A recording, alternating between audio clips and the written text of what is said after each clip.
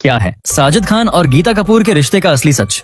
साजिद खान के साथ उनके रिश्ते की वो कौन सी अनकही और रहस्यमयी कहानी है जिसे बॉलीवुड के गलियारों में हमेशा के लिए दफन कर दिया गया।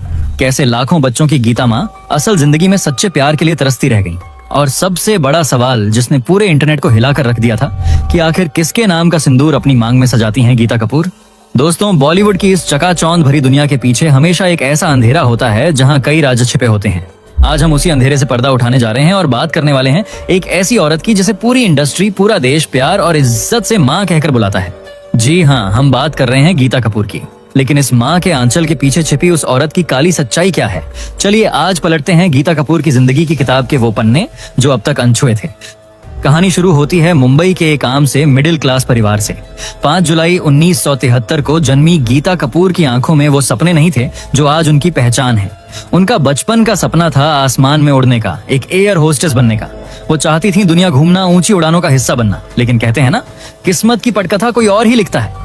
आंखों की कमजोर रोशनी ने उनके इस सपने के पंख काट दिए और उन्हें जमीन पर वापस ले आई। ये वो दौर था जब परिवार को आर्थिक सहारे की सख्त जरूरत थी। घर के हाल ऐसे थे कि सपनों से ज्यादा जरूरतों की फिक्र थी।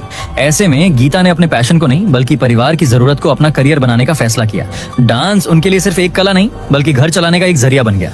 सोचिए, महज 15 से 16 साल की उम्र में जब बच्चे अपने भविष्य के सपने बुनते हैं, उस उम्र में गीता कपूर अपने पैरों पर खड़े होकर घर की जिम्मेदारियों का बोझ उठा रही थी। उनका यह सफर किसी बड़े स्टार की तरह नहीं बल्कि सैकड़ों गुमनाम चेहरों में से एक बनकर शुरू हुआ। वह डांस की दुनिया में एक जुनून के साथ नहीं बल्कि एक मजबूरी के तहत दाखिल हुई और यही मजबूरी आगे चलकर उनकी सबसे बड़ी ताकत बनने वाली थी। गीता का बॉलीवुड में पहला कदम मशहूर कोरियोग्राफर फराह खान के डांस ग्रुप में शामिल होकर पड़ा। वो उन अनगिनत बैकग्राउंड डांसर्स में से एक थीं जो हीरो हीरोइन के पीछे रहकर गाने को भव्य बनाते हैं लेकिन खुद गुमनामी के अंधेरे में खो जाते हैं। उन्होंने उस दौर की सबसे बड़ी स्टार श्रीदेवी के पीछे डांस किया। वो आज भी उस दौर को याद करते हुए बताती हैं कि कैसे वो स्टेज के किनारे विंग्स में खड़ी होकर श्रीदेवी के स्टारडम और उनकी आभा को देखती थी। श्रीदेवी स्टेज पर आने से पहले बिल्कुल शांत रहती थीं, लेकिन जैसे ही वो स्टेज पर कदम रखती उनमें एक अलग ही तेज और ऊर्जा आ जाती थी। यह देखना गीता के लिए किसी जादुई अनुभव से कम नहीं था, लेकिन किस्मत उन्हें इशारे दे रही थी। बहुत कम लोग जानते हैं कि शाहरुख खान और काजोल की ब्लॉकबस्टर फिल्म कुछ कुछ होता है के मशहूर गाने तुझे याद ना, मेरी आई की शुरुआत में जो लड़की राजस्थानी पोशाक में एक छोटा सा लोक नृत्य करती है वो कोई और नहीं बल्कि युवा गीता कपूर ही थी। एक पल के लिए आने वाला वो चेहरा शायद ये बता रहा था कि उनकी असली जगह पीछे नहीं आगे है। इसके अलावा उन्हें मैं हूं ना के गाने गोरी गोरी में भी एक बैकग्राउंड डांसर के तौर पर देखा गया था। ये वो छोटे छोटे पल थे जब किस्मत उन्हें कैमरे के सामने ला रही थी, शायद ये इशारा करने के लिए कि उनकी असली जगह पीछे की कतार में नहीं बल्कि सबसे आगे है। फराह खान के ग्रुप में शामिल होना गीता की जिंदगी का सबसे बड़ा टर्निंग पॉइंट था। फराह सिर्फ उनकी गुरु नहीं थी बल्कि उनकी दोस्त, फिलोसोफर और गाइड भी बन गई। यह रिश्ता एक क्लासिक गुरु शिष्य परंपरा की मिसाल था जिसमें प्यार भी था और अनुशासन भी। गीता ने कई बार बताया है कि सेट पर फराह का मिजाज काफी सख्त होता था और उन्हें फराह से बहुत डांट पड़ती थी, लेकिन गीता इस सख्ती के पीछे की वजह भी समझती थी। उनका मानना है कि उस दौर में जब इंडस्ट्री पर पुरुषों का दबदबा था, एक महिला होने के नाते फराह को अपना काम करवाने के लिए यह रवैया अपनाना पड़ता था। उनके रिश्ते की गहराई का अंदाजा इस बात से लगाया जा सकता है कि एक बार गीता ने कुछ पारिवारिक संकट के कारण फराह का ग्रुप छोड़ दिया और खुद इंडिपेंडेंट कोरियोग्राफर के तौर पर काम करने की कोशिश की।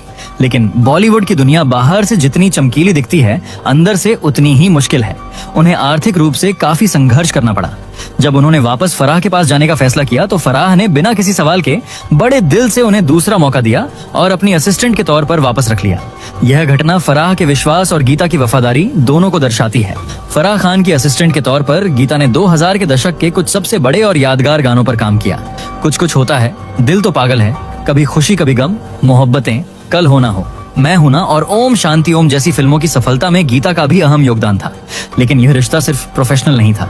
गीता फराह को मम्मा कहकर बुलाती हैं और इसके पीछे एक बेहद भावुक कहानी है। गीता बताती हैं कि करियर की शुरुआत में जब भी वो किसी शूट या इवेंट के लिए जाती थीं, तो उनकी माँ उनके साथ होती थी। लेकिन जब उन्हें फराह के साथ काम के सिलसिले में विदेश जाना पड़ा तो उनकी माँ साथ नहीं जा सकती थी। उस समय फराह ने एक माँ की तरह गीता का ख्याल रखा, उन्हें वो प्यार और सुरक्षा दी, जिसके बाद गीता ने दिल से उन्हें मम्मा कहना शुरू कर दिया। फराह खान ने भी इस रिश्ते को हमेशा माना है। उन्होंने एक शो में कहा था, मेरे 3 बच्चे हैं लेकिन गीता कपूर मेरी पहली औलाद होगी। एक मजेदार किस्सा यह भी है कि एक बार एयरपोर्ट पर गीता पीछे से मम्मी मम्मी चिल्लाते हुए आई, जिससे फराह काफी शर्मिंदा हो गई और एयर होस्टेस भी हैरान रह गई कि इतनी युवा महिला इतनी बड़ी लड़की की माँ कैसे हो सकती है। फराह खान की सबसे बड़ी खासियत उनकी दरियादिली रही है। गीता बताती हैं कि फराह में असुरक्षा की भावना बिल्कुल नहीं है और वो हमेशा अपने असिस्टेंट्स को आगे बढ़ने के लिए प्रोत्साहित करती हैं। ये एक ऐसी खूबी है जो इंडस्ट्री में बहुत कम देखने को मिलती है। गीता ने जो मेंटरशिप और उदारता फराह से सीखी, वही आगे चलकर उनकी अपनी पहचान का हिस्सा बनी। इसका सबसे ताजा उदाहरण फराह के YouTube व्लॉग्स हैं, जहां उन्होंने अपने कुक दिलीप को एक स्टार बना दिया है। गीता भी इस बात की तारीफ करते हुए कहती हैं, दिलीप की तो लाइफ बन गई है। यह दिखाता है कि फराह ने गीता को सिर्फ डांस नहीं सिखाया, बल्कि लोगों को मौका देना और आगे बढ़ाना भी सिखाया। यही वो गुण थे जिन्होंने आगे चलकर गीता कपूर को गीता मां बनाया। फराह खान की छत्रछाया में अपने हुनर को तराशने के बाद साल 2000 में गीता ने फिल्म फिजा के साथ एक इंडिपेंडेंट कोरियोग्राफर के तौर पर अपना सफर शुरू किया। इसके बाद उन्होंने अशोका, साथिया और हे बेबी जैसी कई बड़ी फिल्मों में अपनी कोरियोग्राफी का लोहा मनवाया, जिससे इंडस्ट्री में उनकी एक अलग पहचान बनने लगी। लेकिन कहानी में असली ट्विस्ट अभी बाकी था। गीता के करियर में एक बड़ा मोड़ तब आया जब 2010 में फिल्म 30 मार खान का गाना शीला की जवानी रिलीज हुआ। यह गाना उस साल का सबसे बड़ा हिट बना और आज भी एक आइकॉनिक आइटम नंबर माना जाता है। लेकिन इसकी सबसे खास बात यह थी कि फराह खान ने सार्वजनिक रूप से यह स्वीकार किया कि इस गाने के स्टेप्स बनाने में गीता का बड़ा हाथ था। उन्होंने गीता को एसोसिएट कोरियोग्राफर का क्रेडिट दिया, जो इंडस्ट्री में बहुत कम देखने को मिलता है। यह एक गुरु का अपनी सबसे काबिल शिष्य को सार्वजनिक रूप से सम्मान देने जैसा था। यह एक तरह से इस बात का ऐलान था कि गीता अब सिर्फ एक असिस्टेंट नहीं, बल्कि खुद एक मास्टर बन चुकी हैं। बॉलीवुड ने गीता को एक कोरियोग्राफर बनाया, लेकिन टेलीविजन ने उन्हें एक आइकन बना दिया। साल 2008 में जी टीवी पर reality show dance India dance DID का पहला सीजन उनके करियर के लिए एक गेम चेंजर साबित हुआ। इस शो ने पहली बार कोरियोग्राफर्स को पर्दे के पीछे से निकालकर जज की कुर्सी पर बिठाया और देश को उनकी शख्सियत से रूबरू कराया। टेरेंस लुइस और रेमो डिसूजा के साथ उनकी तिकड़ी और ग्रैंड मास्टर के रूप में मिथुन चक्रवर्ती की मौजूदगी ने इस शो को ऐतिहासिक बना दिया। इसी शो के मंच पर गीता कपूर को गीता मां का खिताब मिला। हालांकि गीता बताती हैं कि इसकी शुरुआत उनके साउथ इंडियन असिस्टेंट्स ने की थी, जो उन्हें सम्मान में मां कहकर बुलाते थे। लेकिन DID के मंच पर कंटेस्टेंट्स और दर्शकों ने इस नाम को इस कदर अपनाया कि यह उनकी पहचान बन गया। शो में उनका अपना एक ग्रुप होता था, जिसे गीता की गैंग कहा जाता था। वह सिर्फ एक जज नहीं, बल्कि एक मेंटर, एक गाइड और एक माँ की तरह कंटेस्टेंट्स का ख्याल रखती थी। यह माँ का खिताब उनके लिए सिर्फ एक निकनेम नहीं है, वह इसे एक जिम्मेदारी, एक सम्मान और विनम्रता का प्रतीक मानती हैं। फराह खान से मिली ममता और मेंटरशिप को उन्होंने इस मंच पर आगे बढ़ाया और पूरे देश की गीता मां बन गई। गीता कपूर का प्रोफेशनल सफर तो एक खुली किताब की तरह रहा है, लेकिन उनकी निजी जिंदगी हमेशा से एक रहस्य रही है। एक ऐसी पहेली जिसे सुलझाने की कोशिश तो बहुत हुई, लेकिन जवाब कभी नहीं मिला। समय समय पर उनका नाम कई लोगों से जुड़ा, लेकिन हर बार कहानी एक अनसुलझी पहेली बनकर रह गई। तो चलिए अब खोलते हैं उनकी जिंदगी की कुछ gossip files. File number 1, director का प्रपोजल, साजिद खान। ये बात बहुत कम लोग जानते हैं कि एक जमाने में गीता कपूर फराह खान की भाभी बनते बनते रह गई थी। फराह के भाई और मशहूर डायरेक्टर साजिद खान गीता को बहुत पसंद करते थे। गीता की निजी जिंदगी अचानक तब सुर्खियों में आ गई जब उनका नाम फराह खान के सगे भाई साजिद खान के साथ जोड़ा गया। दोनों के अफेयर की खबरें मीडिया में आग की तरह फैल गईं। क्योंकि गीता फराह के करीब थी, इसलिए साजिद से उनकी मुलाकात अक्सर होती थी और दोनों को कई पार्टीज में एक साथ देखा गया। यह अफवाह तब और भड़क उठी जब साजिद ने सुपर डांसर 2 के सेट पर आकर यह चौंकाने वाला खुलासा किया कि उन्होंने गीता कपूर को कई बार शादी के लिए प्रपोज किया था।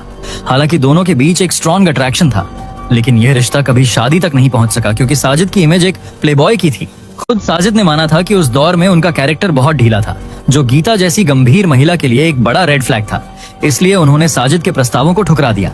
यह किस्सा आज भी बॉलीवुड के गलियारों में एक मजेदार गॉसिप के तौर पर सुनाया जाता है। File number 2, on screen soulmate, Terence Louis.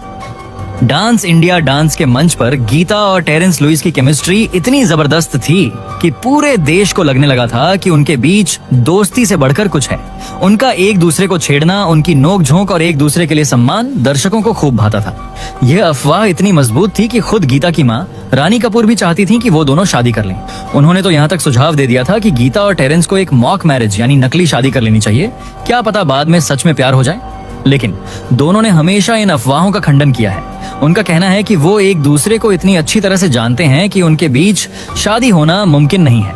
Gita ने एक इंटरव्यू में मजाक में यह भी कहा था कि टेरेंस हस्बैंड मटेरियल नहीं है। File number 3, secret lover, Rajiv खिंची।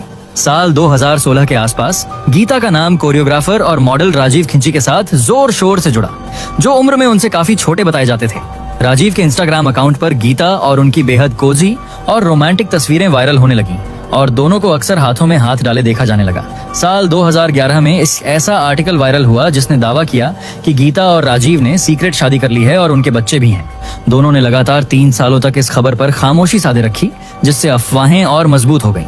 आखिरकार 2014 में गीता ने चुप्पी तोड़ते हुए कहा कि यह सब बकवास है, उनकी कोई सीक्रेट शादी नहीं हुई है और न ही उनके कोई बच्चे हैं। लेकिन पर्दे के पीछे की सच्चाई यह थी कि 2014 आते आते गीता और राजीव के बीच दूरियां बढ़ गईं और उनका दर्दनाक ब्रेकअप हो गया। गॉसिप गलियारों की माने तो इस ब्रेकअप के बाद गीता एक गहरे डिप्रेशन में चली गई और ऐसी भी अफवाहें उड़ी कि इस गम को भुलाने के लिए उन्हें शराब की गहरी लत लग गई थी। जब भी उनसे इस बारे में पूछा गया तो उन्होंने या तो इसे हंसी में टाल दिया या फिर पूरी तरह से चुप्पी साध ली। उन्होंने न तो कभी इस रिश्ते को स्वीकार किया और न ही इससे इनकार किया, जिससे यह रहस्य और भी गहरा हो गया। और फिर आया वो दिन जब गीता कपूर ने सोशल मीडिया पर एक तूफान ला दिया। मई 2021 में इंटरनेट पर एक बार फिर भूचाल आ गया जब गीता ने इंस्टाग्राम पर अपनी कुछ तस्वीरें पोस्ट की, जिनमें वो एक खूबसूरत लाल अनारकली सूट में थीं और उनकी मांग में सिंदूर लगा हुआ था। और ये तस्वीर देख लोगों को लगा कि जरूर उन्होंने शादी कर ली है। इसके बाद शादी की अफवाहों पर सफाई देते हुए गीता ने कहा कि उन्होंने कोई शादी नहीं की है। उन्होंने बताया कि सिंदूर वाली तस्वीरें सुपर डांसर चैप्टर 4 के एपिसोड के लिए थीं, जहां उन्होंने अपनी सबसे प्रिय अभिनेत्री रेखा जी को ट्रिब्यूट दिया था। और साथ ही यह भी खुलासा किया कि वह एक शिव भक्त हैं और हर सोमवार को आस्था के प्रतीक के रूप में सिंदूर लगाती हैं। इस एक खुलासे से उन्होंने सारी अफवाहों पर विराम लगा दिया, जिनमें दावे किए जा रहे थे कि उन्होंने साजिद या फिर टेरेंस से शादी की है। लेकिन इस वाक्य ने यह भी साबित कर दिया कि उनकी निजी जिंदगी में लोगों की कितनी दिलचस्पी है। इन सभी अफवाहों में एक बात साफ नजर आती है, गीता कपूर ने हमेशा अपनी निजी जिंदगी की भाग दौड़ अपने हाथों में रखी है। उन्होंने कभी भी गॉसिप को खुद पर हावी नहीं होने दिया और अपनी चुप्पी या मजाकिया जवाबों से हमेशा अपने नैरेटिव को कंट्रोल किया है। लेकिन अगर गीता कपूर ने शादी नहीं की तो सबसे बड़ा सवाल आज भी वही है, गीता कपूर आज भी सिंगल क्यों है? ये एक ऐसा सवाल है जिसका जवाब कई परतों में छिपा है। ये किसी एक घटना का परिणाम नहीं, बल्कि उनकी पूरी जिंदगी के सफर का निचोड़ है। इस कहानी की जड़ें उनके बचपन में है। जैसा कि उन्होंने खुद कहा, जब आप अपने परिवार की देखभाल कर रहे होते हैं तो रोमांस प्राथमिकता नहीं होता। उनका करियर परिवार को संभालने की एक जरूरत के तौर पर शुरू हुआ था। उन्होंने अपनी माँ रानी कपूर के लिए एक बड़ा घर खरीदने का सपना देखा था, जिसे उन्होंने 2015 में पूरा भी किया। 2021 में माँ के निधन तक उनकी जिंदगी का एक बड़ा हिस्सा उनकी देखभाल और जिम्मेदारियों में बीता। इन जिम्मेदारियों ने उन्हें इतनी फुर्सत ही नहीं दी कि वो अपने लिए एक साथी के बारे में सोच सकें। गीता उस पीढ़ी की महिलाओं का प्रतिनिधित्व करती हैं जिन्होंने अपने करियर को सबसे ऊपर रखा। उन्होंने एक इंटरव्यू में साफ कहा, मुझे तब 22 साल की उम्र में समय नहीं मिला और अब मेरी इच्छा नहीं है। यानी जब उम्र और इच्छा थी तब जिम्मेदारियों ने कुछ नहीं करने दिया, और अब जब कोई जिम्मेदारी नहीं है तो इच्छा ही खत्म हो गई। ये एक शक्तिशाली बयान है जो दिखाता है कि उन्होंने उन सालों में अपने काम को चुना जिन सालों में समाज एक महिला से शादी करने की उम्मीद करता है। उनका मजाक में यह कहना कि मास्टर फिरोज खान के पजेसिव होने की वजह से वो सिंगल हैं, शायद उनके काम के प्रति जुनून और उनके करीबी प्रोफेशनल सर्कल का एक प्रतीक है, जिसमें किसी बाहरी व्यक्ति के लिए जगह बनाना मुश्किल था। आज गीता कपूर की सोच बिल्कुल एक मॉडर्न फेमिनिस्ट महिला की सोच है। वो मानती हैं कि जिंदगी में एक साथी का होना जरूरी है, लेकिन शादी ही एकमात्र विकल्प नहीं है। यानी वो उस सुख को पाने के लिए शादी करना सही नहीं समझती। हाल के इंटरव्यूज में उन्होंने खुलकर कहा है कि वो शादी की योजना नहीं बना रही हैं, लेकिन एक लिव इन रिलेशनशिप के लिए तैयार हैं। यानी बिना शादी किए अपने पार्टनर के साथ शादीशुदा जैसी जिंदगी जीने के लिए तैयार है। उन्होंने कुछ पॉडकास्ट में अंतरंगता और शारीरिक जरूरतों जैसे विषयों पर भी बेबाकी से बात की है। अगर किया भी तो क्या आप नहीं करते, क्या कोई और नहीं करता? Why are you behaving like this? और ऐसी बातें उनकी माँ की पारंपरिक छवि को तोड़ती है। उनका सिंगल रहना किसी मजबूरी या अफसोस का नतीजा नहीं, बल्कि एक सचेत निर्णय है। यह एक ऐसी महिला का फैसला है जिसने अपनी शर्तों पर जिंदगी जी है और आज भी जी रही है। वो ये साबित करना चाहती है कि एक महिला की जिंदगी शादी के बिना भी पूरी और सफल हो सकती है। और फिर आया मार्च 2026 का वो पल जब 52 साल की उम्र में गीता ने हिंदी रशस के पॉडकास्ट पर एक बेबाक बयान देकर समाज को झकझोर दिया। उन्होंने कड़े शब्दों में कहा कि वह कोई नन या कुंवारी नहीं है। वह लोगों से मिलती हैं, डेट करती हैं और इंटीमेट भी होती हैं, क्योंकि वह शारीरिक रूप से संतुष्ट हैं। उन्होंने साफ किया कि आज के समय में कमिटमेंट से ज्यादा कंपैटिबिलिटी जरूरी है और लिव इन रिलेशनशिप में कोई बुराई नहीं है। इस बोल्ड बयान पर जहां कुछ लोगों ने उन्हें गालियां दी, वहीं लाखों युवाओं ने उनकी हिम्मत की दाद दी। उनकी जिंदगी के कुछ ऐसे पहलू भी हैं जो दिखाते हैं कि वो सिर्फ एक नरम दिल माँ ही नहीं, बल्कि एक मजबूत और उसूलों वाली इंसान भी हैं। 11 मार्च 2015 की सुबह गीता की जिंदगी में एक खौफनाक एक्सीडेंट लेकर आई। सुबह के करीब 5 बजे यारी रोड से अपने घर लौटते वक्त वर्सोवा मेट्रो स्टेशन के पास उनकी सफेद होंडा अकॉर्ड कार बेकाबू हो गई। और जेपी रोड पर स्थित एक मेडिकल स्टोर के बाहर खड़े 28 वर्षीय इलेक्ट्रीशियन निसार मोहम्मद को जोरदार टक्कर मार दी। निसार के दाहिने पैर की हड्डी टूट गई, लेकिन गीता कार छोड़कर भागी नहीं, बल्कि उन्होंने एम्बुलेंस बुलाई और निसार को अंधेरी के कोकिलाबेन धीरू भाई अंबानी अस्पताल में भर्ती कराया। पुलिस ने गीता को रैश ड्राइविंग के आरोप में गिरफ्तार कर लिया। हालांकि मेडिकल रिपोर्ट में साफ हो गया कि उन्होंने शराब नहीं पी थी। गीता ने इंसानियत दिखाते हुए निसार के इलाज का 7 लाख रुपए खर्च उठाया और 3 लाख रुपए का अतिरिक्त मुआवजा भी दिया, जिसके बाद लंबी कानूनी लड़ाई के चलते मार्च 2024 में बॉम्बे हाई कोर्ट ने गीता के खिलाफ केस को हमेशा के लिए खारिज कर दिया। गीता कपूर ने हाल के दिनों में इंडस्ट्री के बदलते चलन पर भी खुलकर अपनी राय रखी है। उन्होंने फॉलोअर्स बेस्ड कास्टिंग यानी सोशल मीडिया पर फॉलोअर्स की संख्या के आधार पर काम देने के ट्रेंड की कड़ी आलोचना की है। उनका मानना है कि यह उन लोगों के साथ अन्याय है जो वास्तव में अपनी कला को सीखते हैं और उस पर मेहनत करते हैं। उन्होंने यह भी खुलासा किया कि उन्हें कई बार अपनी डांस अकादमी शुरू करने के ऑफर मिले, जिसमें उन्हें सिर्फ अपना नाम देना था और पढ़ाना भी नहीं था। उन्होंने ऐसे सभी ऑफर्स को ठुकरा दिया क्योंकि उन्हें यह धोखाधड़ी जैसा लगा। ये उनके पुराने स्कूल के मूल्यों को दिखाता है, जहां हुनर और ईमानदारी की कीमत किसी भी शॉर्टकट से ज्यादा होती है। हाल ही में गीता ने यह भी खुलासा किया है कि उन्होंने अब मुख्य धारा की बॉलीवुड कोरियोग्राफी छोड़ दी है। इसके पीछे उन्होंने वजह बताई कि वो नई प्रतिभाओं को मौका देना चाहती हैं। साथ ही उनका मानना है कि अब वैसी फिल्में नहीं बनती जिनमें 8 से 10 भव्य डांस वाले गाने हुआ करते थे। वो अपने मौजूदा काम यानी रियलिटी शो को जज करने और नए डांसर्स को मेंटर करने में बहुत खुश हैं। उनका यह फैसला उनके करियर को एक खूबसूरत मोड़ देता है। एक नई डांसर के रूप में अपनी जगह बनाने के लिए संघर्ष करने से लेकर एक अनुभवी गुरु के रूप में दूसरों के लिए जगह बनाने तक, यह दिखाता है कि जिस इंडस्ट्री ने उन्हें बनाया, अब वो उसी इंडस्ट्री को वापस लौटा रही हैं। तो ये है गीता कपूर की कहानी। ये सिर्फ डांस स्टेप्स और हिट गानों की कहानी नहीं है। ये उस 15 साल की लड़की की कहानी है जिसने परिवार की जिम्मेदारियों के लिए अपने सपनों को पीछे छोड़ दिया। ये उस बैकग्राउंड डांसर की कहानी है जिसने हालातों से लड़कर अपनी तकदीर खुद लिखी। उन्होंने शादी नहीं की, लेकिन एक माँ बनकर लाखों बच्चों को हुनर और हौसला दिया। उनके अफेयर्स और शादी की अफवाहें तो बहुत उड़ी, लेकिन उनका सबसे गहरा और सच्चा रिश्ता हमेशा अपने काम और अपनी जिम्मेदारी से रहा। बॉम्बे हाई कोर्ट ने गीता के खिलाफ केस को हमेशा के लिए खारिज कर दिया। गीता कपूर ने हाल के दिनों में इंडस्ट्री के बदलते चलन पर भी खुलकर अपनी राय रखी है।